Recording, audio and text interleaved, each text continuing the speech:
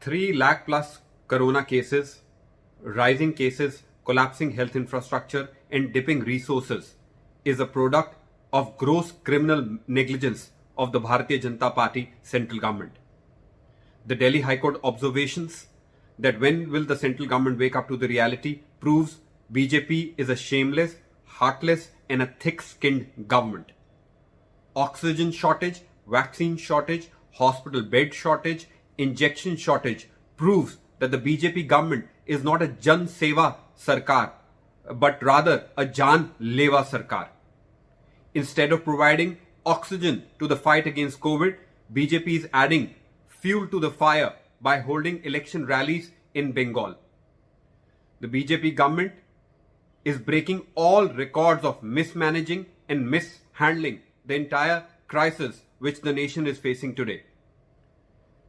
On one hand, BJP came to power with the promise of smart cities, $5 trillion economy, bullet trains, etc., etc. But today, when the nation is crying for help, BJP government is unable to provide even bare minimum basic oxygen cylinders. The history will never forgive BJP Jumla Jeevis who are guilty of betraying, neglecting and ignoring the citizens of this nation in the darkest times.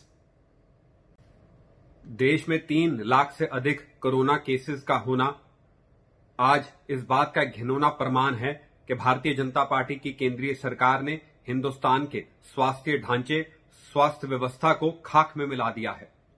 Vaccine की कमी, oxygen cylinder की कमी, अस्पताल bed की कमी, injection की कमी इस बात का जीता जागता सबूत है कि भाजपा जनसेवा वाली सरकार नहीं बल्कि जान लेवा सरकार है।